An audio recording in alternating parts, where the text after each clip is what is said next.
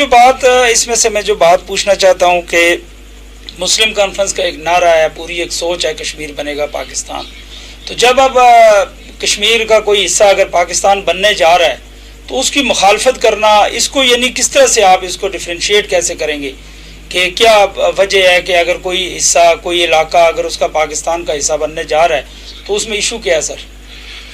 دیکھیں, گزارش یہ ہے کہ یہ دو بڑی ثقیل سی باتیں ہیں. ایک بات تو یہ ہے کہ کشمیر بنے گا پاکستان کا نظریہ مسلم کانفرنس کا تب دیا تھا جب مسلم کانفرنس اس ریاست کی سواد اعظم جماعت تھی, اور مسلم کانفرنس میں جو ریاست کی جو مسلمانوں کی مختص کردہ نشستیں تھیں وہ 100% مسلم کانفرنس کے پاس موجود تھیں. یہ بات تب کی گئی تھی, اور اس وقت Muslim Conference was the party of the state of Jammu and Kashmir.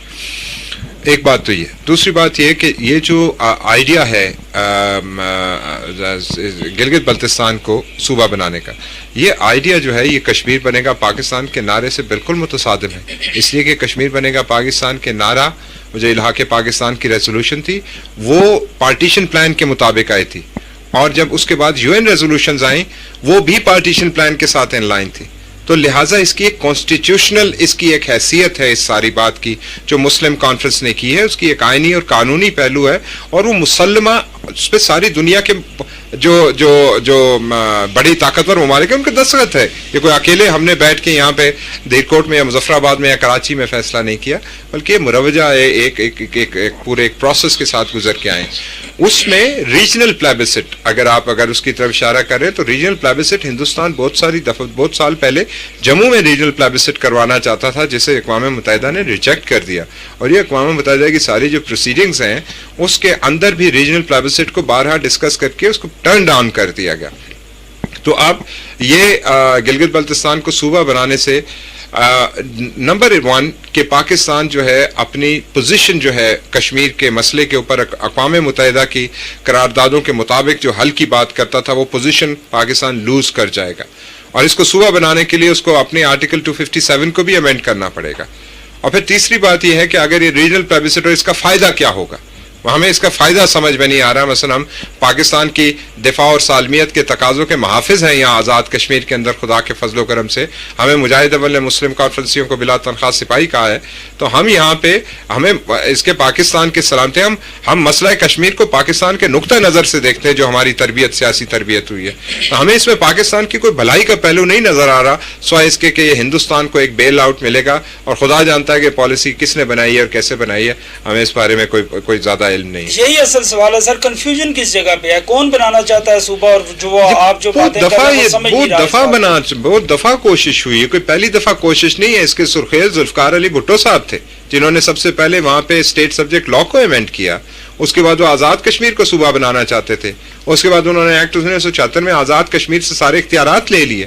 اس کے بعد انہوں نے یہاں پہ آزاد کشمیر کو صوبہ بنانے کے لیے 5 روزہ دورہ کیا, انہوں نے پیپلز پارٹی آزاد کشمیر میں بنائی. یہ سارا کچھ اس کے سرخیل پاکستان کے سیاستدان ہیں خدا کے فضل و کرم سے.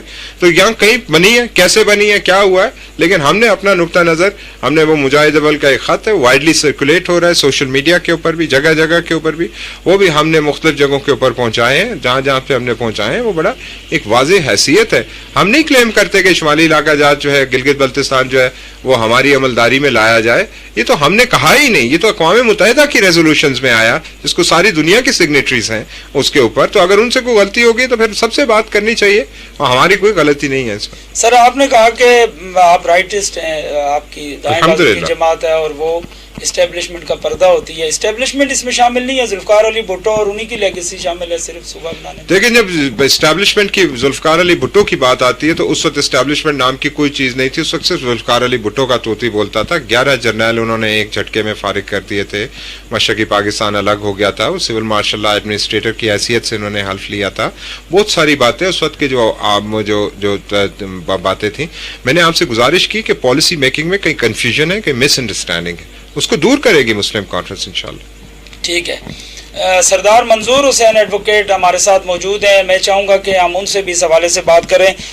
منظور صاحب آپ سے میں پوچھنا چاہوں گا کہ مجاہد اول یوتھ کنونشن باغ میں آپ کروانے جا رہے ہیں اور بڑی ایکٹیویٹی ہم دیکھ رہے ہیں, عثمان صاحب بھی اسی حوالے سے یہاں پہ موجود بھی ہیں باغ میں, آپ کی کارنر میٹنگز بھی ہو رہی ہیں, مختلف جگہوں پہ آپ کا آنا جانا بھی ہے ان کے ساتھ بھی, آپ ان کو لے کے جا رہے ہیں. کیا سمجھتے ہیں اس وقت کیا ضرورت پیش آئی اس یوتھ کنونشن کی, اور باغ میں ہی کروانا کیوں ضروری ہوا؟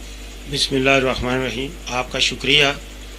میں یہ سمجھتا ہوں کہ یہ جو اس وقت کشمیر کی جو حالات ہیں, مسئلہ کشمیر پر جو صورتحال پیدا ہو چکی ہے, جو گلگت بلتستان کی جو صورتحال پیدا ہو چکی ہے, حکومت آزاد کشمیر کی جس طرح ناکامی ہو رہی ہے, ان حالات میں مسلم کانفرنس ہی وہ واحد جماعت تھی جس نے اپنی ذمہ داری پوری کرنی تھی, اور اس کے لیے مسلم یوتھ نے سب سے پہلے آزاد کشمیر بھر میں یوتھ کنونشن کرانے کا فیصلہ کیا.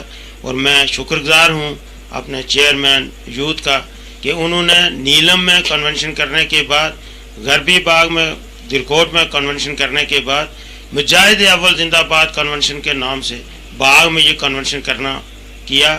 اس لیے ضروری تھا کہ ہم یہ سمجھتے ہیں کہ یہ مجاہد اول کا ضلع ہے.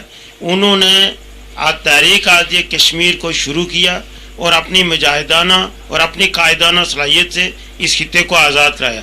اب اس خطے کو آزاد کرانے کے ساتھ ساتھ اس کی حفاظت کرنا بھی مسلم کانفرنس کے کارکنوں کی ذمہ داری تھی, اور اس بات پر یوتھ کو موبلائز کرنا, یوتھ کو تیار کرنا, یوتھ کی نظریاتی تربیت کرنا, یہ میں سمجھتا ہوں بہت ضروری تھا. اور باغ میں اس کے لیے بہت مناسب وقت پر بہت مناسب فیصلہ کر کے اس کنونشن کی تیاری کے لیے بھرپور طریقے سے ہم کوشش کر رہے ہیں, اور انشاءاللہ یہ بھرپور کنونشن ہوگا. اور آپ دیکھیں گے کہ اس کنونشن کے نتائج نوجوانوں کے اندر آپ کو ایک نیا جذبہ ملے گا. اگر آپ کو یاد ہو تو پچھلے عرصے میں جب یہ 5 اگست کے بعد یوم یکجہتی ریلی نکالی گئی اور بہت ساری باتیں ہوئی, تو آپ باغ میں اس کے گواہ ہیں.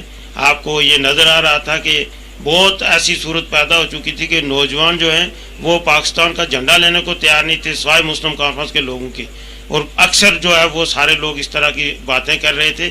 اس لیے یہ ضروری تھا کہ نظریاتی تربیت کی جائے نوجوانوں کی, جو اس مسلم کانفرنس کے جھنڈے کو, کشمیر کے جھنڈے کو پاکستان کے جھنڈے کے ساتھ ملا کر تو کھڑے ہوں اور ایک نظریاتی تربیت کے ساتھ آگے بڑھیں, تاکہ ہم وہ مجاہد اول کا دیا ہوا مشن جو تھا اس کی تکمیل کے لیے ہم آگے بڑھ سکیں. صحیح. یوسف صاحب, میں چاہوں گا کہ ہم تھوڑا سا لوکل پالیٹکس کی طرف بھی آئیں. عثمان صاحب ہمارے ساتھ موجود ہیں, آل جموں کشمیر مسلم کانفرنس کی الیکشن پالیٹکس کے حوالے سے آپ ان سے کوئی بات کرنا چاہیں, پوچھنا چاہیں ان سے؟ یقیناً میرا ایک سوال تو بنتا ہے. پچھلے دنوں ہم نے بہت سارے یہاں انٹرویوز کیے ہیں سر, جس میں تھرڈ آپشن کی بات کی گئی ہے حلقہ شرقی میں. تو اس میں جو آپ کا سردار عتیق احمد خان صاحب کہتے رہتے مال مسروقہ, جو نون لیگ کے کچھ کارکن یہاں آئے, انہوں نے انٹرویوز میں کہا کہ ہم مطلب وہ ان سے رابطے میں ہیں اور ہر صورت میں ان کو شرقی حلقے میں لائیں گے.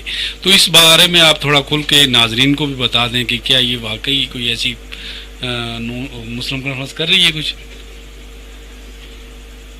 مسلم کانفرنس کچھ نہ کچھ تو ضرور کرے گی. وہ ساری بات تو ہم بتائیں گے نہیں کہ ہم کیا کریں گے, لیکن یہ ہے کہ بہت ساری باتیں, جیسے آپ نے کہا کہ حلقہ شرقی باغ میں تھرڈ آپشن کے بارے میں غور ہو رہا ہے, اس میں کوئی ڈھکی چھپی بات نہیں ہے کہ لوگوں کی ایک رائے ہے کہ سردار عتیق صاحب کو یہاں سے الیکشن لڑنا چاہیے. وہ رائے ہے, اس کے اوپر گفتگو جاری ہے, اور دیکھتے ہیں کہ اس کے اوپر کیا ہوتا ہے. اور جہاں تک مال مسروقہ کی بات ہے کہ بہت سارا مال مسروقہ اب تلف کرنے کے قابل ہو گیا ہے, وہ اب واپس لینے کے قابل نہیں ہے. تو وہ بھی ہمیں دیکھنا ہے کہ کون سا تلف کرنا ہے اور کون سا لینا ہے. شرقی حلقے کی پالیٹکس میں عتیق صاحب خود کودنے کے لیے تیار ہیں؟ عتیق صاحب کے لیے کیا ہے, عتیق صاحب نے ہمارے سر پہ ڈال کے لڑنے کا اعلان. مظفر آباد والے الیکشن کے حوالے سے تو نہیں کہہ رہے؟ نہیں, میں مظفر آباد والے الیکشن کے نہیں, وہ انہوں نے, میں یہ کہنا چاہ رہا ہوں کہ انہوں نے الیکشن جب کانٹیسٹ کرنا ہوا یہاں سے, تو وہ الیکشن بھی ظاہری بات ہے کارکنوں کو لڑنا پڑے گا. وہ تو اپنے دھیر کوٹ کے الیکشن میں بھی فائنل ڈے پہ آتے ہیں, نہ وہ الیکشن میں یہاں پہ کیمپین میں آتے ہیں, نہ وہ کبھی انہوں نے ٹائم دیا ہے. لائک وائز ان کو یہاں پہ بھی وہ کبھی ٹائم نہیں دے سکتے.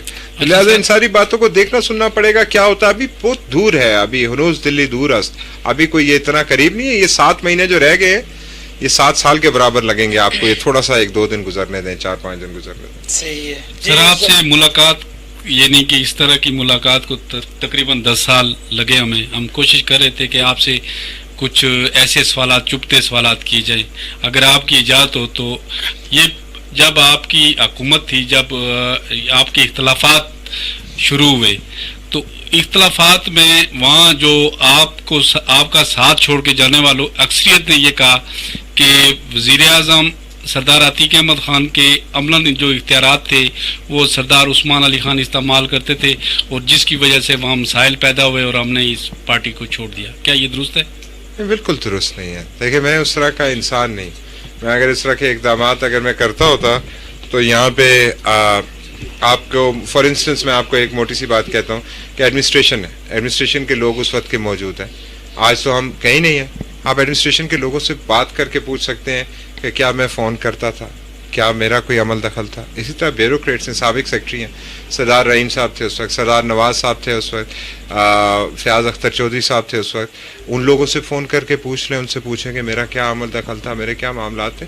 میں اس بات کے حق میں ہی نہیں ہوں، اور میں اس بات کو صریحاً غلط مانتا ہوں کہ ایک شخص کا اختیار اور کوئی دوسرا شخص اس کو استعمال کرے.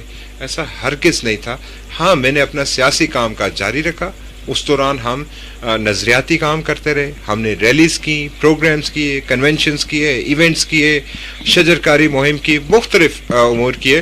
لیکن ہم نے کوئی ہمارے دیکھیں نا، مثلا میں آپ کو بتاؤں کہ ہمارے نوجوان تھے یوتھ ونگ کے اندر. اگر میں کوئی عمل دخل کر رہا ہوتا تو ان کو کم از کم ان کے ہر ایک کے پاس 5-5 7 ٹھیکے ہونے چاہیے تھے، یا کم از کم ان کے کوئی عزیز و اقارب جابز ان کو ملنی چاہیے تھی. ہم نے کوئی اس معاملات میں مداخلت نہیں کی، حکومتی معاملات میں. اور شاید کوئی زیادہ ہم نے اچھا نہیں کیا، چونکہ جو میں سمجھتا تھا وہ آئیڈیلزم کی پالیٹکس ہے. وہ یہاں پہ آزاد کشمیر کے اندر پاکستان کی مجھے کرنا چاہیے تھا. میں آج سمجھتا ہوں کہ مجھے کرنا چاہیے تھا، اور اپنے لوگوں کو بالکل اکاموڈیٹ کروانا چاہیے تھا. ان کے ٹھیکوں کا بھی خیال رکھنا چاہیے تھا، ان کو فائنینشلی اسٹرینتھن کرنا چاہیے تھا، ان کو جابز ملنی چاہیے تھی. سارا کام مجھے کرنا چاہیے تھا. جو میں نے نہیں کیا یہ میری غلطی تھی، لیکن میں نے کیا نہیں ایسا. یہ غلط تاثر. اچھا سر، یہ فرمائیے گا، مسلم کانفرنس کی پوری ایک لیگیسی ہے. آج مسلم کانفرنس سے ہی ایک اور جماعت وجود میں آ چکی ہے، مسلم لیگ نون. فاروق حیدر صاحب اس کے صدر ہیں. سر چودھری غلام عباس کے مزار پہ بھی وہ جاتے ہیں. پتھر مسجد جو وہاں پہ جو مسلم کانفرنس بنی 1932 میں، اس کو وہ تسلیم بھی کرتے ہیں. اور کہنا ان کا یہ ہے کہ عتیق صاحب نے جو مسلم کانفرنس کا اشر کیا تو اس کی وجہ سے ہمیں مجبوراً نون لیگ بنانا پڑی.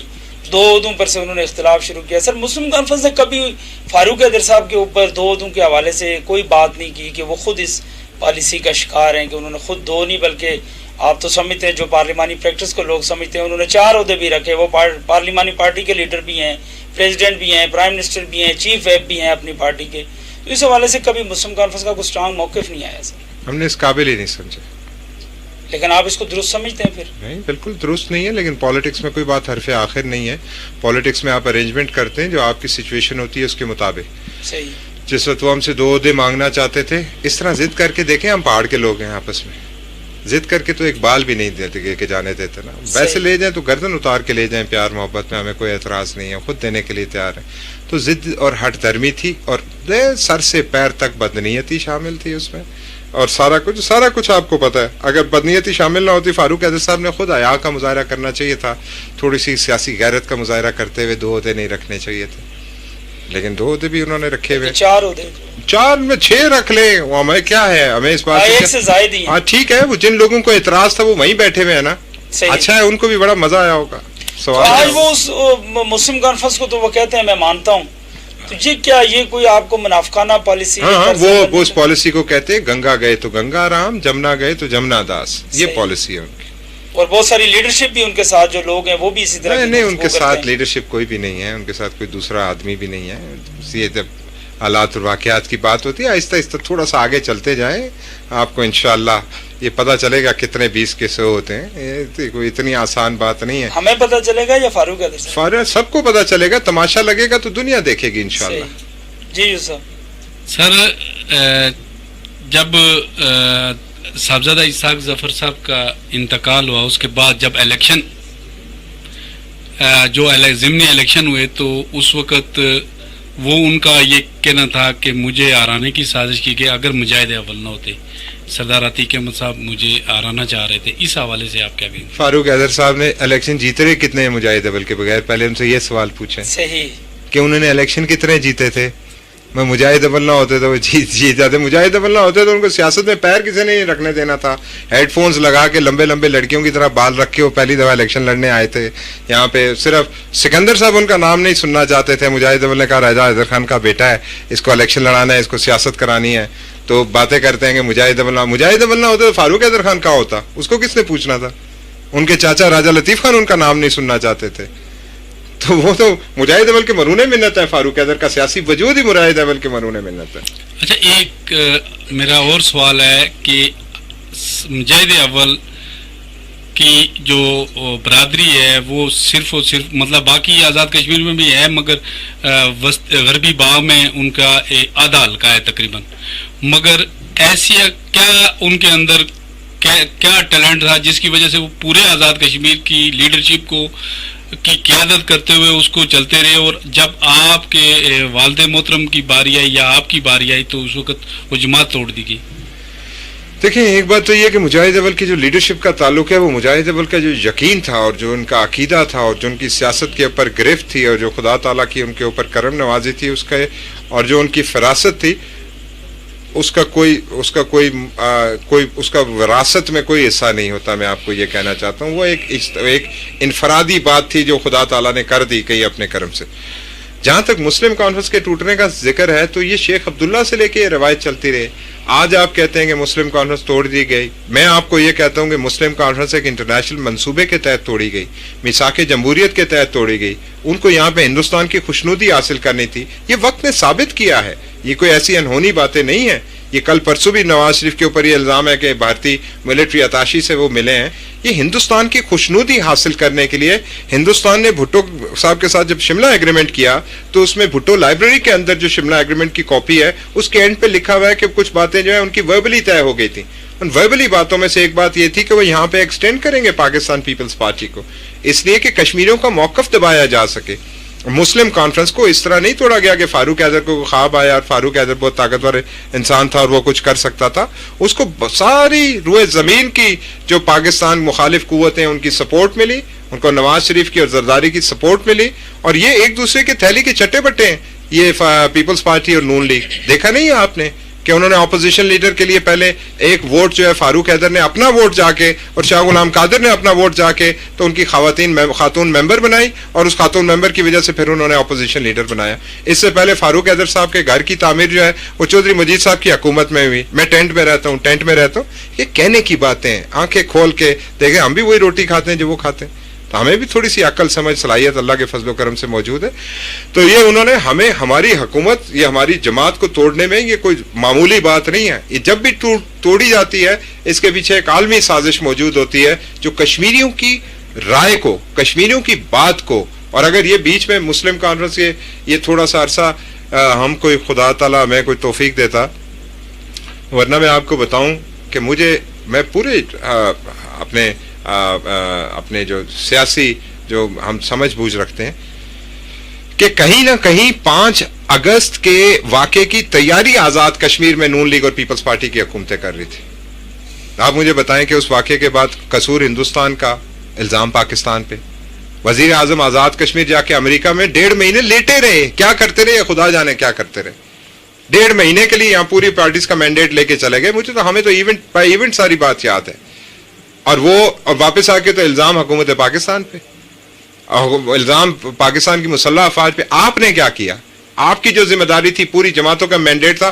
کہتے نا مرد کے بچے بنتے اس دن عمران خان کے سامنے کہتے کہ خان صاحب آپ سے تاریخ لینے نہیں آئے, ہم آپ کو بتا رہے ہیں اس تاریخ کو ہم جا رہے ہیں, پار کر رہے ہیں. میرے پاس تمام پارٹیز کا مینڈیٹ موجود ہے, ہم لائن آف کنٹرول کو, ہم سیز فائر لائن کو عبور کرنے جا رہے ہیں. یہ کون سی بات؟ سر عتیق صاحب نے بھی اعلان کیا تھا لائن آف کنٹرول توڑنے کا, اس کا کیا بنا؟ وہ اس کا جب انہوں نے اعلان کیا تھا اس وقت فاروق حیدر سمیت APHC کی قیادت, متحدہ جہاد کونسل کی قیادت, سوائے JKLF کے تمام پارٹیز نے ان کو کہا کہ اس وقت اس کال کو مؤخر کر دیں. 2016 کی بات ہے یہ اس وقت انہوں نے یہ کال دی تھی اور اس وقت ان کو مؤخر کرنے کے لیے کہا گیا, اور بعد میں جب وہ بات آئی تو بات پھر آئی گئی ہو گئی اور ساری بات ہی خراب ہو گئی.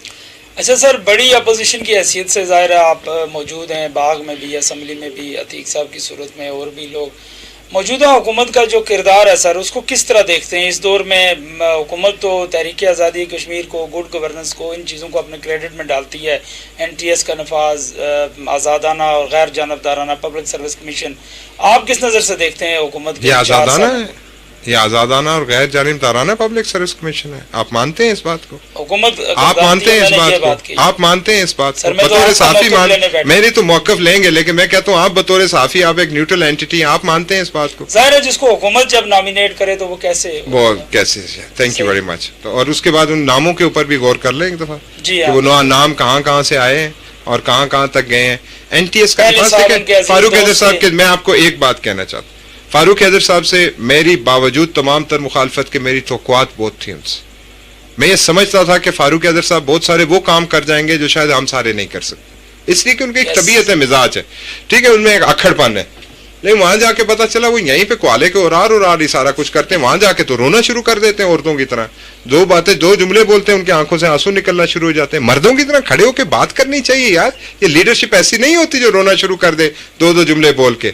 آپ اس ریاست کے وزیر اعظم ہیں، آپ ساری ریاست کے وزیر اعظم ہیں. یہ آزاد حکومت ریاست جموں و کشمیر ہے، نمائندہ حکومت ہے کہ جو پوری ریاست جموں و کشمیر کی ہے. آپ سب کی نمائندگی کرتے ہیں اور آپ سے دو جملے بولے نہیں جاتے، آپ رونا شروع کر دیتے ہیں اور پورے پاکستان کے میڈیا کی اٹینشن لیتے ہیں. یعنی کوئی کون سی گڈ گورننس؟ مجھے باغ کے اندر چلے بات کر لیں، باغ کے اندر کون سی گڈ، مجھے بتائیے کہ میں باغ کا واقف نہیں ہوں زیادہ، کہ باغ کے اندر کوئی گڈ گورننس کے انڈیکیٹرز دیکھے آپ نے؟ سر آپ اپنے حلقے کے حوالے سے کیا دیکھتے ہیں؟ یہاں پہ بہت ساری ایسی چیزیں ہیں سر کہ حکومت پہ کرپشن کے بالخصوص بہت زیادہ الزامات لگتے ہیں. آپ سمجھتے ہیں کہ فاروق حیدر صاحب کی گورنمنٹ کرپٹ ہو سکتی ہے؟ بے حد کرپٹ، سر سے پیر تک کرپٹ میں، ایک بال کرپشن میں ڈوبا ہوا ہے. اور کرپشن کی وہ داستانیں، وہ بیٹھے ہوئے وہاں پہ خان صاحب بیٹھے ہیں، ان کو اللہ پاک نے ایک ہی کام سکھایا ہے کہ کرپشن کا کیسے حساب کتاب لیا جاتا ہے. تھوڑا سا ان کے جانے کی دیر ہے. ان کو بھی یہ یا تو بھاگیں گے باہر کینیڈا امریکہ جہاں کے ویزے لگوائے ہوئے ہیں، بہت سارے وزیروں نے باہر کے پاسپورٹس بنوائے ہوئے ہیں، فیملی کے باہر اکاؤنٹس کھلوائے ہوئے ہیں، گھر خریدے ہوئے ہیں. یہ بھاگ رہ گئے تو ان کا بڑا حساب کتاب ہونا. منظور صاحب آپ سے پوچھوں گا، اگر سرتا پا کرپشن میں ملوث ہے یہ حکومت، تو سر آپ نے کتنی مرتبہ بحیثیت، آپ خود قانون دان بھی ہیں، کورٹس کا دروازہ کھٹکھٹایا ہو، عدالت میں گئے ہوں کسی چیز کا سٹے لینے کے لیے، کسی غیر قانونی کام کو روکنے کے لیے، کیا آپ کی اس حوالے سے سر پالیسی رہی؟ میں نے تو پہلی جو بات کی تھی آپ کو شاید یاد ہوگا، میں نے 5 جولائی 2017 کو ایک فیکٹس اینڈ فگر کے ساتھ پریس کانفرنس کی تھی. جو باغ میں جو کرپشن کا بازار گرم تھا اس پر، اور پوری میں نے یہ چیلنج کیا تھا کہ میں یہ پریس کانفرنس کر کے جا رہا ہوں، میں ریکارڈ پریس کلب کے صدر کے حوالے کر رہا ہوں، اس پر کوئی چیلنج کرنا چاہے تو میں اس کو ڈیفینڈ کرنے کو تیار ہوں، مناظرہ کرنے کو تیار ہوں. پریس کلب میں آ کر بیٹھنا چاہتے ہیں، کسی اور جگہ پر کوئی کرنا چاہتا ہے تو کہیں سے آپ کو پتہ ہے کوئی جواب نہیں آیا تھا. یہ میں نے آج سے 2 ماہ پہلے ایک اور پریس کانفرنس کر کے پھر ایک مزید سال کے لیے جو ریکارڈ مجھے ملا تھا اس حوالے سے میں نے پریس کانفرنس کی تھی، اور ابھی میں 2 سال کا اور ریکارڈ لے رہا ہوں. انشاءاللہ آپ دیکھیں گے. کورٹ میں جو جانے کی بات آپ نے کی، کورٹ میں جانے کے لیے تو چونکہ مختلف اس کی ضروریات ہوتی ہیں، اور اس کے لیے کسی فریق نے جس کے ساتھ زیادتی ہو اس نے جانا ہوتا ہے. اس کے لیے ہم نے کوشش کی ہے. میں تو یہ جو چھوٹے موٹے معاملات ہوتے رہے، ملازموں کے ساتھ جو زیادتیاں ہوتے رہی، سروس ٹریبونل میں ہم بہت سارے کیسز لے کر گئے اور ہم نے سٹے کروائے اپنے ملازموں کو بچانے کے لیے جن کے ساتھ انتقامی کارروائیاں ہوتی رہی. پھر ایسے کیسز آئے ہیں کہ جو لوگ ہائی کورٹ میں گئے ہیں اور انہوں نے وہاں سے ریلیف لیا ہے یہ تقرریوں میں اور اس طرح. تو ہم نے یہ ہر جگہ کوشش کی ہے اور کر رہے ہیں. لیکن جو بات آپ نے پوچھی کرپشن کی بات، جیسے چیئرمین صاحب نے کہہ دی، کرپشن کی تو انتہا ہو گئی اور اس کی کوئی مثال آزاد کشمیر میں اس سے پہلے نہیں ملتی. ٹھیک ہو گیا. منظور صاحب سے میں زیادہ اس لیے بھی نہیں کروں گا کہ یہ ابھی انہوں نے مجھے پورا انٹرویو دینا ہے، وہ اس حوالے سے میں ان کو زیادہ ٹچ بھی نہیں کرتا. یوسف صاحب آپ کچھ پوچھنا چاہ رہے تھے؟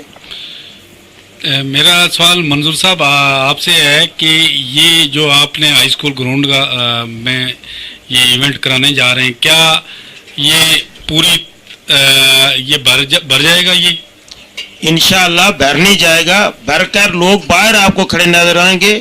आपको सड़कों पर और वो जो इर्द गिर्द इमारतें हैं वहाँ आपको लोग नजर आएंगे और जगह नहीं रहेगी इंशाल्लाह इतने लोग आ जाएंगे तिल धरने को जहाँ जगह नहीं मिलेगी ग्राउंड भरना तो कोई वैसी बात नहीं आप देखेंगे बहुत ज़्यादा इससे लोग होंगे। अच्छा उस्मान साहब फरमाइएगा थोड़ी सी आपने सर मुझे कुछ याद नहीं लास्ट इलेक्शन किस हल्के से आपने खुद कंटेस्ट किया था? मुजफ्फराबाद से लड़ा था 2011 में। 2011 में जब आप पीपल्स पार्टी और मुस्लिम कॉन्फ्रेंस के मुश्तरका उम्मीदवार थे। सर क्या समझते हैं कोई ऐसी सूरत दोबारा तो नहीं डेवलप हो सकती? वो मेरी जिंदगी की सबसे बड़ी सियासी गलती थी। ठीक है कुछ थोड़ा सा बताइए कैसे बनी वो बात? बनी हमारे मुस्लिम कॉन्फ्रेंस की जो हमारे चूँकि हम एकदम से बहुत हाइप से हम एकदम वज़ारत उज़्मा से निकल के तो 4-5 सीटों पे आ गए तो थोड़ा सा मुस्लिम कॉन्फ्रेंस के दाएं बाजू के सारे लोग घबरा जाते हैं, ये थोड़ा जल्दी घबरा जाते हैं, ये कोई नई बात नहीं है।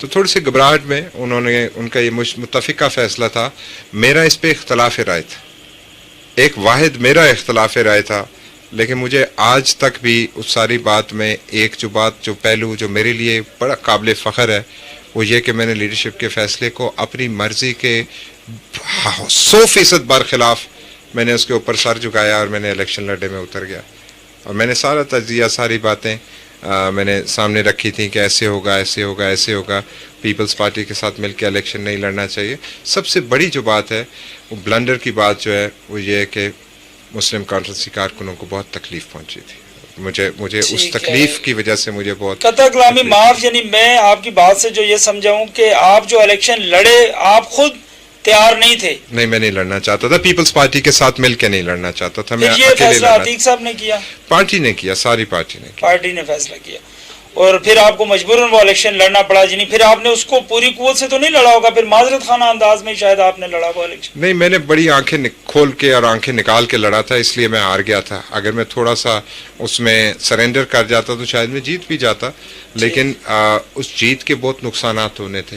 अल्लाह का शुक्र है आज हम पीछे मुड़ के देखते हैं तो मैं खुदा का शुक्र अदा करता हूँ कि मैं वो इलेक्शन हार गया था। अच्छा सर फरमाइएगा कि फारूक हैदर साहब खुद भी करप्ट हैं, बकौल आपके उनकी हुकूमत भी करप्ट है, लेकिन बहैसियत वज़ीर आज़म आज़ाद कश्मीर उनके खिलाफ एक FIR रजिस्टर्ड हुई, गद्दारी का और बगावत का उनके ऊपर इल्ज़ाम लग गया है लाहौर में। आई थिंक क्या समझते हैं सर इस पे क्या राय? टोपी ड्रामा है, नून लीग ठट्टेबाज ड्रामेबाज, सारी ज़िंदगी का इनका यही काम है, सियासत में ये यही करते रहे, कभी घसीटते हैं, कभी माफिया मांगते हैं, कभी नचाते हैं, कभी नाचते हैं, ऐसे ड्रामेबाज लोग हैं ये। आप सारी अपने मीडिया उठा के देख लिया, ये सिर्फ कंपनी की मशहूरी के लिए, जो कि बात उनके पास कोई है नहीं करने के लिए, तो लाहौर में जाके मुकदमा दर्ज करा दिया। क्या लगा होगा भाई? SHO लगा होगा भाई, SHO के साथ साजबाज करके तो क्या नहीं हो सकता। अल्लाह के बंदो यहाँ पे सरजनी कथा कलामी माफ, आप ये कह रहे हैं कि नून लीग ने खुद ये जी ये तो प्रूव हो गया ना, ये तो सारी बात से मीडिया से सारी बातों से प्रूव हो गया। अगर हुकूमत ने नहीं कराया तो सवाल ये पैदा होता है किसने करवाया।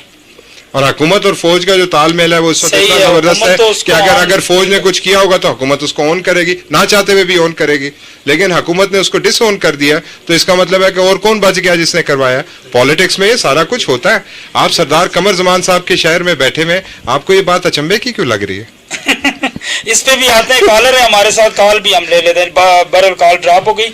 यूसुफ साहब आप उनकी बात को समझे कि आप सरदार कमर जमान साहब के शहर में बैठे हैं और आपको ये बात अचंभे की क्यों लग रही है? इज इट पॉसिबल कि कमर जमान साहब आज अपोजिशन में भी अपने ऊपर FIR दर्ज करवा लें? ये तो बेहतर यही बता सकते हैं। ठीक है, इन्होंने बाग में रहना है ना, मैंने वापस चले जाना है, इसलिए मैं कह सकता हूँ। बड़ी आपने सर मैं कहता हूँ हैरान कुन बात ये कही है, ये पहली दफा कोई ऐसा मौक़िफ़ सामने आया है कि ये बगावत की टोपी ड्रामा, टोटली ड्रामेबाज है ये नून लीग सारी की सारी यार, क्या बात करते हैं। कल ये अखबार में लीड सुपर लीड भी लग सकती है आपके हवाले से सर। लगा दें यार, मुझे डरता हूँ मैं इनसे। ये बारिशें मतलब खुद सीवरेज सिस्टम नहीं बनाते, बड़े बड़े जूते पहन के तो वहां ड्रामा करने के लिए हेड पहन के तो बारिशों में बाहर आ जाते थे। और कौन सा ऐसा ड्रामा है जो इन्होंने नहीं किया यार? भाई सुप्रीम कोर्ट पे हमला करवा सकती है जो पार्टी, उनके लिए अपनी FIR दर्ज करवाना मुश्किल है। मुझे कॉलर है, हम कॉल भी ले लेते हैं। अस्सलाम वालेकुम। वालेकुम सलाम, सरदार खलील बात कर रहा हूँ। जी खलील साहब फरमाइए, खुश आमदीद। जी मैं सरदार साहब में ये सवाल करना चाहता हूँ कि थर्ड ऑप्शन के हवाले से पूरे शर्की बाग के लोग तैयार हैं और ये खुल के इसका इजहार क्यों नहीं करते? ठीक है, ٹھیک ہے, بہت شکریہ سر کال کرنے کا. آپ کا سوال آ گیا, اس کا جواب لیتے ہیں ان سے. اچھا سر, یہ سردار خلیل صاحب ہیں, حلقہ شرقی باغ سے ان کا تعلق ہے. یہ ہمارے پروگرام میں پہلے آ بھی چکے ہیں اور میں ان کو مذاق میں حلقہ شرقی باغ میں تھرڈ آپشن کا سہولت کار بھی کہتا ہوں. اچھا, تو عتیق صاحب سے ملاقات بھی کر چکے ہیں اور ان کے کچھ اور ساتھی بھی ہیں, دوست بھی ہیں, وہ بھی کر چکے ہیں. ابھی انہوں نے بڑے دل جلے انداز میں آپ سے یہ کہا کہ ہم لوگ اتنی ایفرٹس کر رہے ہیں اور آپ اس بات کو کھل کے اس بات کا اظہار بھی نہیں کر رہے. آپ کہہ رہے ہیں انوز دلی دور ہے. نہیں, میں گزارش یہ کر رہا ہوں نا کہ دیکھیں اس میں بہت ساری کمپلیکیشنز ہیں جو ساری جو میڈیا کے اوپر بیٹھ کے کرنے کی نہیں ہے. ہم آف دا ریکارڈ بیٹھ کے بات کر سکتے ہیں. یہاں باغ جو ہے یہ سیاست کا گڑھ ہے. یہاں پہ جو جیسے پاکستان میں کہتے ہیں نا پاکستانی اور بورن بالرز, اسی طرح باغ میں پیدائشی سیاستدان ہیں سارے, وہ اچھی طرح سمجھتے ہیں. دیکھیں ابھی ایک دوڑ لگی ہوئی ہے قمر زمان صاحب کی اور میر اکبر صاحب کی. پی ٹی آئی میں پہلے کون پہنچے گا, جو پہلے پہنچے گا وہی سروائیو کرے گا. اب ان کے پہنچنے کے اوپر بھی کچھ بیریئرز ہیں, وہ بیریئرز آگے سے ہیں, اس کے اندر بھی کوئی کمپلیکیشن ہے, وہ کیوں ہے, بہت ساری. ہم مسلم کانفرنس اس وقت ہم ایک مشکل حالات سے 10 سال کے بعد نکلنے جا رہے ہیں اور ہم جلد بازی نہیں کرنا چاہتے. ہم بہت حوصلے سے اور ٹھنڈے دل سے فیصلے کرنا چاہتے ہیں. ہم ہیسٹ میں لوگوں کے لیے, جماعت کے لیے کوئی نئے مسائل نہیں پیدا کرنا چاہتے. لہٰذا اگر موقع آ گیا تو خلیل صاحب ریسٹ ایشورڈ انشاءاللہ آپ کو تھرڈ آپشن بھی ملے گا, ڈنکے کی چوٹ پہ ملے گا. اچھا سر, اس کے ریلیونٹ تھوڑا سا اگر آپ کو انڈر دی بیلٹ لگے تو معافی فرمائیے گا. کچھ عرصہ پہلے آپ نے بھی سردار قمر زمان صاحب کے ساتھ سودن گلی میں کوئی خفیہ ملاقات کی؟ کوئی خفیہ نہیں, میں آن دا ریکارڈ ملتا ہوں, میں ان کے ساتھ وقتاً فوقتاً ملے آپ؟ ہاں میں ان کے ساتھ ملتا رہتا ہوں. میں صرف یہ کہ جا کے مناسب نہیں سمجھا, مجھے ویسے بھی مناسب نہیں لگتا میں کہوں کہ جی تصویر بنا لیں, تو ورنہ میں ان سے کہتا تو وہ کہتے فوٹوگراف بھی بنا لیں, سوشل میڈیا پہ بھی چڑھا دیں.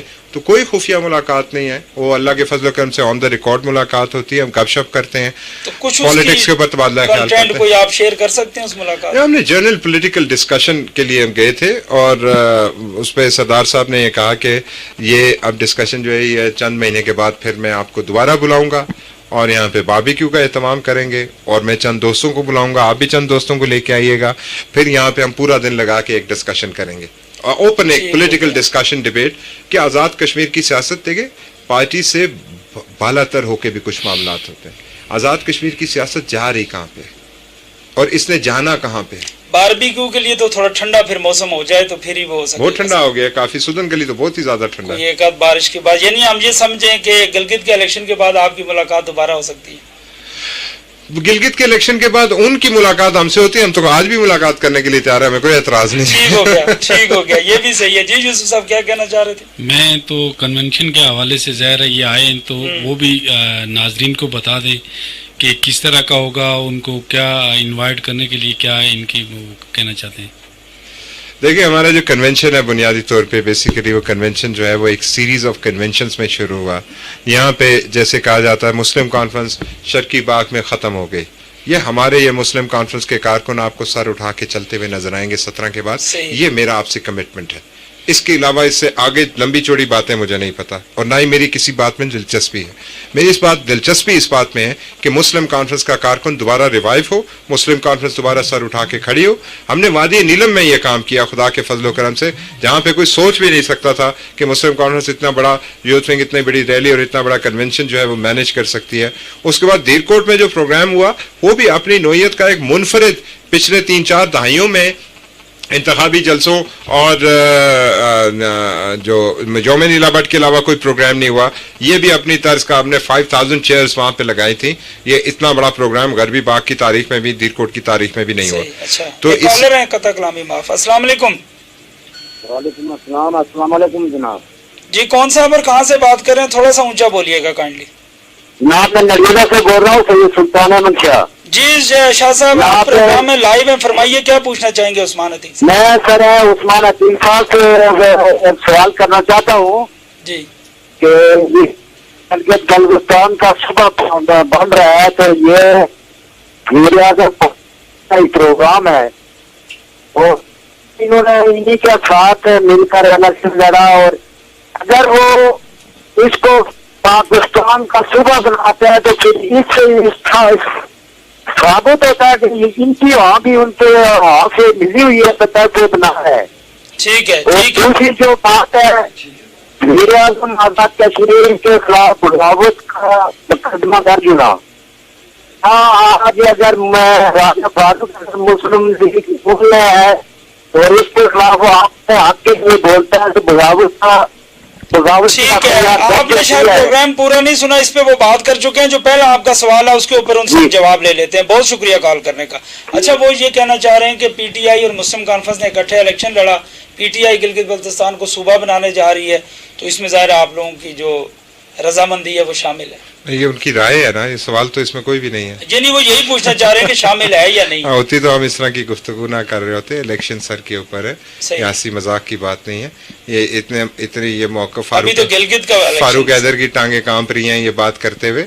तो हमने गिलगित बल्तिस्तान पे जो स्टैंड लिया है वो खुदा के फजल करम से यही बात मैं आपको बार बार ये गुजारिश करना चाह रहा हूँ कि पाकिस्तान की सियासी जमातों की आज़ाद कश्मीर में एक्सटेंड करना, दर हकीकत तकसीम कश्मीर की राह हमवार करना है, ये मुस्लिम कॉन्फ्रेंस रोज़े अव्वल से कहती आ रही है। ये नई बात नहीं है, अब सिर्फ हमारे मौक़िफ़ की तस्दीक हो रही है। मसलन नून लीग कोई बात नहीं करती, उनकी क़यादत कोई बात नहीं करती, उनकी वहाँ पे नवाज शरीफ को फौजी बहुत याद आते हैं, कश्मीर के मसले पे उनको नहीं पता, लेकिन उनकी मर्जी है, उनकी मंशा है नून लीग की लीडरशिप की, पीपल्स पार्टी की लीडरशिप की कि कश्मीरियों की इस बकबक को ख़त्म किया जाए। तंग आ गए हमसे। तो ये तो अगर हमारे साथ मिलिट्री इस्टेब्लिशमेंट ना होती तो हम कब का ये मसला है कश्मीर ये आपस में मिल बैठ के तो दफन कर चुके होते। नरेंद्र मोदी और वो अजीत दोवल और सर्जन जनरल बगैर पासपोर्ट वीज़े के अपने प्रिंसिपल सेक्रेटरी और फॉरेन सेक्रेटरी के साथ वहाँ पे नवाज शरीफ को मिलने आए और पाकिस्तान की तरफ से कोई भी मौजूद नहीं था। बहुत सारी बातें यार, ये ऐसी बातें नहीं हैं दुनिया में कि जिनके ऊपर कोई ज़्यादा बहस तमीज़ की जाए। इनका एक मैसेज होता है, इसका एक मतलब होता है, मतलब हम भी समझते हैं, आप भी बहुत अच्छी। एक और कॉल ले लेते हैं। अस्सलाम वालेकुम। वालेकुम अस्सलाम व रहमतुल्लाहि व बरकातुहू। जी सर, कौन साहब और कहाँ से? लतीफ साहब को और मंजूर साहब को, दोनों कायदीन है हमारे, इनको हम सलाम पेश करते हैं। इन्होंने अपना कीमती वक्त लेबरा को दिया। अपना तारुफ भी करवा लें सर। जी, अपना तारुफ भी करवा लें। अब्दुल कीम सालिया मल दे रहा हूँ। जी फरमाइए, क्या पूछना चाहेंगे आज उस्मान साहब से? हम बस इनका शुक्रिया अदा करते हैं कि ये लेबरा के स्टेशन पे आए तो जो लाखों लोग सुन रहे हैं इनकी उसको बड़ी प्यारी जा रही है। तो अभी शाह साहब ने ये कहा था कि सुबह तो जब तक सरदार अतीक अहमद खान आजाद कश्मीर में मौजूद हैं कोई माँ का लाल सुबह नहीं बना सकता है। तो हमारी काबिनों का चाहिए था कि फौरी इस पे रिएक्शन करके करारदाद पेश कर लेते, लेकिन उन्होंने आज तक नहीं की। तो उस्मान अतीक साहब से ये गुजारिश करता हूँ कि सरदार अतीक साहब ये करारदाद पेश करें, देखें इसके खिलाफ कितनी वोट आते हैं और हमारे में कितने आते हैं, कि गवर्नमेंट बचाने के लिए क्या कर रहे हैं। ठीक हो गया। तो जो एक अतीक साहब ने वो उस्मान साहब ने बताया कि कन्वेंशन के बाद हमारे कारकुन सर उठा के चलेंगे। तो मंजूर साहब की क़यादत में हमने शुरू से सर उठाया हुआ है। वो कोई ऐसा मसला नहीं है कि हमारे साथ कोई छेड़े बोले या कोई बात करे, कोई बदमाश नहीं है, सब हम जानते हैं। जबरदस्त। तो इन दोनों मेहमान का हम शुक्रगुजार हैं कि आज इन्होंने अपने ख्यालात का इजहार किया, लोगों के अपने राय से नवाजा।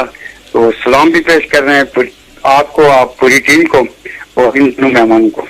बहुत शुक्रिया सर आपके कॉल करने Thank you. का। उस्मान साहब, आप इनकी बात से इत्फाक करते हैं जब तक सरदार अतीक साहब आजाद कश्मीर में मौजूद हैं कोई माई का लाल सूबा नहीं बना सकता गिलगित बल्तिस्तान? देखिए, हार्ड लाइन स्टेटमेंट है। मैंने आपसे कहा कि हमें हमारा वफाकी हुकूमत से और हम इस्टेब्लिशमेंट के साथ हम राइट विंग हैं, हम एक तरीके से हमें बात करते हैं। हम ये कहते हैं कि ये पाकिस्तान की दिफा और सालमियत के खिलाफ है, बात ख़त्म हो जाती है। अक़वाम मुत्तहिदा की करारदाद से रूकरदानी है और इंशाल्लाह ये मौक़िफ़ सरदार अतीक साहब की क़यादत में ही हम लेके चल रहे हैं। दूसरी बात जो उन्होंने कही कि सर उठा के चलने वाली, ये मुस्लिम कॉन्फ्रेंस को हमें भी ये ताने दिए जाते हैं शर्की बाग में आप हैं ही नहीं। हम हैं, कितने हैं वो इंशाल्लाह 17 तारीख को आप देखिएगा। मेरी इस कॉन्टेक्स्ट में मैं कह रहा था कि अल्लाह का शुक्र है यहाँ पे मंजूर साहब ने और मुस्लिम कानून की बाकी लीडरशिप ने कोई कमज़ोरी का मुजाहरा नहीं किया। वो जिस तादाद में जितने भी थे वो इस्तकामत के साथ खड़े रहे। ये बहुत बड़ी बात होती है, बहुत बड़ी बात होती है कि एक तरफ आपको स्कीमें, नौकरियाँ, आपके अपने अजीज़ व अकारब सरकारी जॉब्स के ऊपर उनके ट्रांसफ़र, पोस्टिंग, अदालती कार्रवाई, स्टे, सारी बातों से लड़ते लड़ाते ये एक बेहुदा तरीन माहौल में भी मुस्लिम कॉन्फ्रेंस के कारकुन जो हैं वो बड़ी एक जांबाजी से, जुर्रतमंदी से, जवामर्दी से खड़े रहे। लेकिन मैं कहना ये चाहता हूँ कि एक आम जो बात थी कि जी शर्की बाग में कोई नहीं, मैं मसलन ये कहता हूँ कि बस्ती और शर्की दोनों हलकों से यहाँ पे आएंगे ना, मुश्तरका जलसा है ना, میں آپ کو آج کہتا ہوں کہ شرکی سے زیادہ لوگ نکلیں گے بستی کے مقابلے میں. صحیح. آپ دیکھیے گا اس میں کوئی شک نہیں. منظور صاحب اور ان کی ٹیم باقاعدہ ایکٹیویٹی حلقے کے اندر جاری رکھے ہوئے اور وہ کرتے بھی ہیں. ایک لاسٹ کال لے لیتے ہیں سر, پھر اور بھی کچھ گفتگو کریں گے. السلام علیکم. السلام علیکم. السلام علیکم. اچھا, شاید کوئی نیٹ ورک کا ایشو ہے. سر, شرقی حلقے کا آپ نے ذکر کیا. جب آپ کی حکومت تھی, موجودہ جو وزیر موصوف ہیں سردار میر اکبر خان صاحب, وہ بھی آپ کی پارٹی میں تھے اس وقت. مجھے اچھی طرح سے یاد ہے کہ ارجے سے وہ آپ کو ریسیو کیا کرتے تھے, حلقے میں لایا کرتے تھے بڑے عزت احترام آنر کے ساتھ. پھر اتنی کیا دوریاں ہوئی سر کہ میر اکبر صاحب دوسری جماعت میں چلے گئے, مسلم کانفرنس کو ایک مشکل وقت میں چھوڑ کر؟ اکیلے تو نہیں گئے نا یار, راجہ حیدر خان کا بیٹا چلا گیا, میر اکبر خان بیچارے سے کیا گلا یار. صحیح. یہ تو ابھی یہ جمعہ 8 دن کی بات ہے. اصل بات تو راجہ حیدر خان کے بیٹے کی تھی. اصل بات جو ہے وہ نورین عارف کی تھی. اصل بات جو ہے وہ شاید شاہ غلام قادر صاحب کی تھی. اصل بات چودھری طارق فاروق کی تھی. اصل بات فاروق سکندر کی تھی. راجہ قیوم صاحب کی تھی. میر اکبر خان تو بیچارہ ادھر آئے, ابھی آئے سیاست کی جمعہ 8 دن ہوئے شروع کی. اس وقت بھی آپ ہی ان کو ٹائم دیا کرتے تھے یہاں پہ؟ بالکل دیتے تھے. میں آج منظور صاحب کو ٹائم دیتا ہوں, کل منظور صاحب ہمارے ساتھ نہ رہے, آپ کہیں گے کل آپ ان کو ٹائم دیتے تھے. میں ٹائم تو دیتا ہوں نا اللہ کے بندے, جو کوئی کھڑا ہوگا اس کے لیے ہمارا وقت حاضر ہے. ان کا شکوہ گلہ یہ رہتا تھا کہ جو آپ کی لیڈرشپ ہے عتیق صاحب, وہ ٹائم نہیں دیتے بلکہ آپ کو بھیج دیتے ہیں کہ ارجے سے ان کو ریسیو کیا جائے. مجھے کبھی, آپ کو میں آن ریکارڈ کہتا ہوں, ناٹ ایون ونس مجھے کبھی ارجے سے میر اکبر خان نے ریسیو کیا. نمبر 1. نمبر 2 یہ, کبھی کسی منسٹر نے بھی مجھے اپنے ڈسٹرکٹ میں ریسیو نہیں کیا کبھی, سوائے یہ جو ہمارے اس وقت کے ہمارے پریزیڈنٹ ہیں مرزا شفیق جلال صاحب, ان کی ہم منتیں کرتے تھے کہ جی آپ نوجوان ہیں, ہم آئیں. انہوں نے کہا جی آپ نوجوان ہیں تو آپ پارٹی کے نوجوان ہیں, تو میں جب تک آپ میرے ضلع کی حدود میں آپ کے ساتھ ہوں. اس کے علاوہ کوئی نہیں. وہ ان کی پیار محبت, ان کا ایک جماعت کے ساتھ ایک اپنا سلسلہ تھا, ورنہ کوئی کبھی نام نہ. پروٹوکول کی گاڑیاں نہیں رکھی یار ہم نے, گورنمنٹ میں ہوتے ہوئے بھی ہم نے کبھی پولیس کی گاڑی نہیں رکھی, کبھی گن مین ساتھ نہیں رکھا. ہم اس کلچر کے قائل ہی نہیں ہیں یار. ہمیں اپنے لوگوں میں چلنا پھرنا جیسے ہم آج ہیں, آپ کل حکومت آ جائے گی آپ پھر بھی ہمیں اسی طرح ہی پائیں گے. کلچر تو سر آپ حکمران طبقے سے آپ کا تعلق ہے. عتیق صاحب کو آج بھی سیکیورٹی, آج بھی ان کو گاڑی آگے اوٹر مارتی ہوئی غربی حلقے سے گزرتی ہے سر. وہ سابق وزیر اعظم کو کیا کرے, پیچھے گاڑی ایک دوسرے کے مفادات کے تحفظ کے لیے ایسی قانون سازی تو حکمران طبقے نے کی ہے نا. یعنی قانون سازی کیا, کیسی باتیں کرتے ہیں آپ. کامران صاحب اتنے سیانے آدمی ہو کے آپ کس بات, یہ سابق وزیر اعظم کا یار, سابق وزیر اعظم کے پروٹوکول, ایک گاڑی نے اوٹر مار دیا. وہاں نواز شریف نے جا کے وفاقی حکومت کے ساتھ مذاکرات میں یہ بات رکھی کہ مجھے سابق وزیر اعظم والا پروٹوکول میرا بحال کرو. عمران خان کے ساتھ مذاکرات میں, اسٹیبلشمنٹ کے ساتھ مذاکرات میں یہ کہا کہ میرا سابق وزیر اعظم کا پروٹوکول بحال کرو. ہم نے تو کوئی ایسا پروٹوکول نہیں مانگا. ایک گاڑی انہوں نے دی ہوئی ہے, مری مکی کھڑی ہوئی ہے گھر میں, اس کا انجن سیز ہو گیا ہے, وہ گاڑی نہیں تبدیل کرتے. ہم بھی کبھی نہیں کہتے, وہ کہتے ہیں کہ اس بات پہ زور دیں. آپ کے پاس اس سے اچھی ماشاءاللہ گاڑیاں اور انویسٹرز موجود ہیں. میرے پاس گاڑیاں نہیں موجود, میرے پاس کارکن موجود ہیں, اور کارکنوں کی گاڑیاں موجود ہیں. میرے پاس آج بھی اپنی کوئی گاڑی نہیں, آپ کی اطلاع کے لیے عرض ہے. میرے یہاں سے بھی پچھلے 2 دنوں سے شجاع یہاں سے مجھے جاتے ہیں اور مجھے غازی آباد سے لے کے آتے ہیں, چونکہ کلیم ارباب نہیں تھے, تو یہ کلیم ارباب واپس آ گئے, اب ان کی گاڑی استعمال ہوگی. میرے پاس نواز نے بھی یہی کہا تھا سر. کیا کہا تھا؟ کہ میری کوئی کہیں جائیداد نہیں. میں مریم نواز جو ہے آپ کی بے نامی گاڑی کوئی نہ میاں, وہ میاں شریف کی نہیں پوتری ہے. میں مجاہد اللہ پوت رہا, کھوتے کوڑے جتنا فرق ہے یار, کمال کرنا کسی نہ جوڑنے ہو. ٹھیک ہو گیا. اس حوالے سے سر ایک اور امپورٹنٹ بات, ایک تو میں آپ سے سر آن دی ریکارڈ یہ ریکویسٹ کرنا چاہوں گا کہ عتیق صاحب سے آپ بھی کہیے گا, ہم بھی ان سے ٹائم لیں گے, کبھی وہ بھی ہمیں ٹائم دیں, ہم ان کا انٹرویو کرنا چاہیں گے. کچھ باتیں ایسی ہیں جو ان کے متعلقہ ہیں, لیکن ایک بات میں آپ سے پوچھنا چاہتا ہوں, وومن یونیورسٹی باغ کا ایک بڑا ایشو ہے سر جی, دیر کوٹ میں کھپدر کے مقام پہ یا باغ کے مقام پہ, اس حوالے سے آپ کی کیا رائے ہے سر؟ میری رائے اس کو بالکل کھپدر میں ہونا چاہیے, اپنی جگہ پہ ہونا چاہیے, جو انیشل جگہ تھی اس کی, اور اس کی بات کی لیٹیگیشن کا جو فیصلہ کر لیا حکومت. جب حکومت تبدیل ہوتی ہے تو پھر جیسے حکومت موجود ہوتی ہے تو اس کا زور ہوتا ہے. اب یہ فیصلہ کورٹس میں چلا گیا, لہٰذا ہم نے بہت احتیاط سے کام لیا. دیکھیں باغ بھی ہمارا ہے, راولا کوٹ بھی ہمارا ہے, ہمیں اس طرح کے تعصب میں, حلقوں کے تعصب میں میں نہیں پھنس سکتا. لیکن میں آپ سے یہ گزارش کرتا ہوں کہ کھپدر ابھی یہ کوہالہ یہ ڈیم بننے کے بعد وہ ایک اس قدر خوبصورت اور پرکشش جگہ ہوگی جہاں پہ آپ کا دل کرے گا کہ وہاں پہ کوئی جگہ ہونی چاہیے, کھلی جگہ یار, ایک واس پراپر یونیورسٹی کا اسپیس. یہ یونیورسٹی بنائی ہے انہوں نے, میں شرم بھی نہیں آئی کسی کو یار, اس کو یونیورسٹی کہتے ہیں یار. اتنی بڑی یونیورسٹی منظور کروا کے سردار عتیق صاحب لے کے آئے.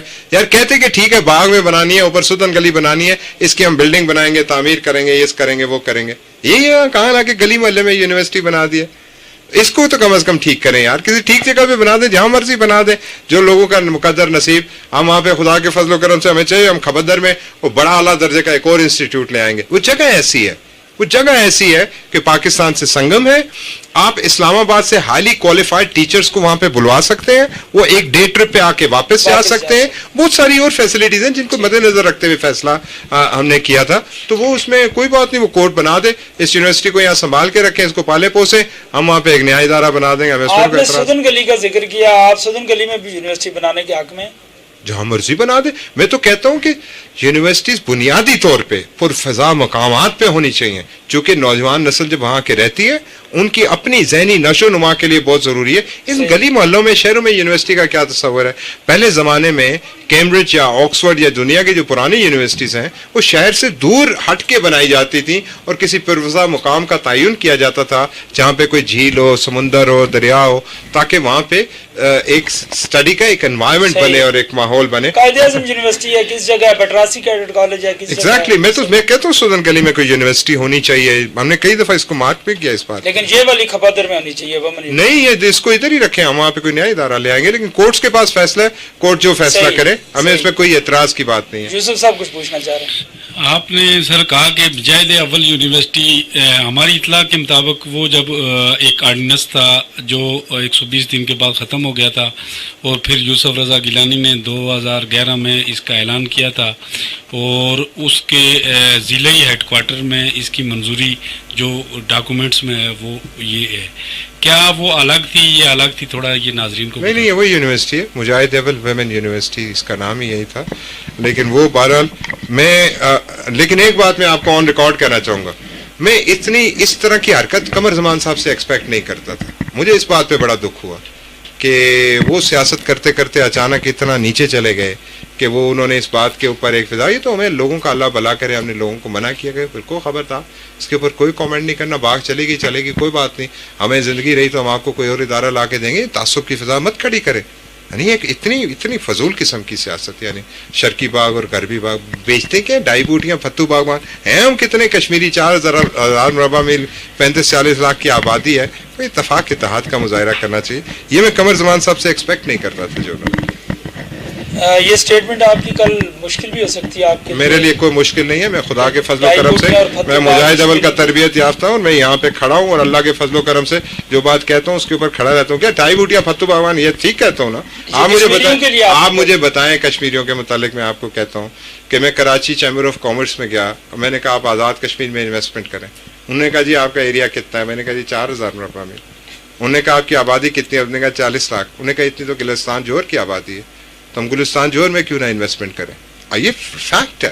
آپ کیا ہے, 84,000 مربع میل میں سے 4,000 مربع میل ہے, 1.5 کروڑ کشمیریوں میں سے 35 لاکھ کشمیری ہیں. تو اصل تو آپ, ہمیں تو اللہ پاک نے ایک موقع دے دیا, ہمیں مجاہد اول دے دیے. ہم میں فرق یہ ہے باقی کشمیریوں میں اور ہم میں کہ ہمارے میں مجاہد اول تھے, باقیوں کے پاس نہیں تھے, کوئی لیڈرشپ نہیں تھی. شیخ عبداللہ کی لیڈرشپ تھی, وہ آہستہ آہستہ کمپرومائز ہوگی. انہوں نے بھی کشمیریوں کو بہت پروٹیکٹ کیا, اس میں کوئی شک و شبے کی بات نہیں. بے شک میں ذاتی حیثیت میں آپ کی اس بات سے بالکل اتفاق کرتا ہوں کہ ایک بڑا فرق مجاہد اول تھے ہمارے اور باقیوں کے درمیان میں. اور مجاہد اول نے, ان کے ساتھیوں نے, ان لوگوں نے یہ جو سیٹ اپ ہمیں بنا کے دیا, یہ اسٹیٹس جو ہم نے انجوائے کیا اور جس کو کھونے سے ابھی ہم ڈر رہے ہیں, یقینی طور پہ ہمیں یہ ایک ایسٹ ہے ہمارے لیے اور اسی لیے ہم اس کو کھونے سے ڈر بھی رہے ہیں. یوسف صاحب آخری سوال آپ کر لیں, پھر اس کے بعد پروگرام کے اینڈ پہ ہم جائیں گے. یہ جو یہ کہہ رہے ہیں کہ یونیورسٹی, میرا سوال اسی جگہ ہے کہ یونیورسٹی جو صدر عتیق احمد خان نے جو اعلان کیا تھا اس وقت, وہ الگ تھی یا یہ الگ ہے؟ کیونکہ وہاں اعلان میں تھوڑا یہ کہنا چاہ رہے ہیں کہ وہ یونیورسٹی مجاہد اول یونیورسٹی تھی, پوری یونیورسٹی وومن یونیورسٹی بات تھی, بلکہ وومن یونیورسٹی اور ہے اور وہ مجاہد اول پوری یونیورسٹی وہ الگ ہے, جس طرح وہ عام یونیورسٹی. ایک ہی یونیورسٹی ٹھیک ہے. وہ تو میرے خیال میں جو اس کے سنگ بنیاد کا جو وہ پتھر ہے یا جو اس کی جو تختی ہے اس کو دیکھا جائے تو پھر اس سے یہ چیز بھی سامنے نہیں. وہ کورٹ کے اندر جو پروسیڈنگز ہیں نا, جو پروسیڈنگز ہیں اور جو ان کا ایک انٹرم ڈیسیژن بھی میرا حال آیا تھا, ہائی کورٹ کا آیا تھا, پھر سپریم کورٹ میں بات چلی گئی تھی غالباً, ایسا ہوا تھا. تو وہ جو آیا تھا وہ میں نے پڑھا تھا, میں نے اس ڈیسیژن کو پڑھا تھا اور میں نے کیس کو بھی پڑھا تھا. تو اس کیس میں یہ بات بڑے کلیئرلی انہوں نے واضح طور پہ لکھی ہے. اس ڈیسیژن میں ہائی کورٹ کے ڈیسیژن میں بھی یہ بات انہوں نے لکھی ہے کہ یہ اوریجنلی یہ وہاں پہ یونیورسٹی گئی تھی. ٹھیک ہے سر, میں بہت شکر گزار ہوں آپ کا, آپ نے ہمیں ٹائم دیا. آپ سے میرا تو پہلا انٹرویو ہے, آپ کو بہت ٹاکٹیو پرسن پایا اور میں یہ سمجھتا ہوں کہ بہت ساری ایسی چیزیں تھیں جن کو آپ نے کلیئر کیا, بہت ساری کنفیوژنس کو آپ نے دور کیا. آپ کے ساتھ گفتگو کر کے, آپ کا انٹرویو کر کے, آپ کی باتیں سن کے بہت اچھا لگا اور میں انشاءاللہ اس بات کا امید اور یقین بھی رکھوں گا اور میری خواہش بھی ہے کہ دوبارہ بھی آپ سے اسی طرح ملاقات ہو انشاءاللہ. آپ کا جو مجاہد اول یوتھ کنونشن ہے اس کے حوالے سے اگر کوئی میسج دینا چاہیں لوگوں کو. میں صرف یہ کہنا چاہتا ہوں کہ مجاہد اول سردار محمد عبد القیوم خان نے آزاد کشمیر ریجمنٹل فورسز کی بنیاد یہاں رکھی تھی اور یہ آزاد کشمیر کی تاریخ شروع ہوتی ہے نیلا بٹ سے, دیر کوٹ سے, باغ سے. تو یہ مجاہد اول کا کمانڈ اینڈ کنٹرول ایریا تھا اور یہاں پہ جو لوگ بھی رہتے ہیں, جس پارٹی سے بھی جس کا تعلق ہے, ان تمام کے آباء و اجداد نے براہ راست یا بالواسطہ مجاہد اول کے ساتھ وہ جدوجہد آزادی میں اس کا حصہ لیا تھا.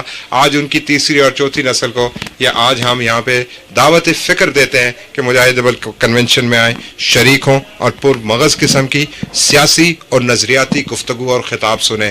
یہ جو لگی لپٹی سیاسی نیریٹو ہیں اس سے ہٹ کے انشاءاللہ ایک بڑی اچھی گفتگو اور بڑے اچھے خطاب ہوں گے. بہت شکریہ سر, میں بہت شکر گزار ہوں سردار عثمان علی خان صاحب آپ کا, سردار منظور حسین ایڈوکیٹ صاحب آپ کا اور یوسف مغل صاحب آپ کا. ناظرین اور سامعین, آپ نے پروگرام سنا, اپنا فیڈ بیک ضرور دیجیے گا. اپنے میزبان کامران نسیم کو اجازت دیجیے. اللہ نگہبان.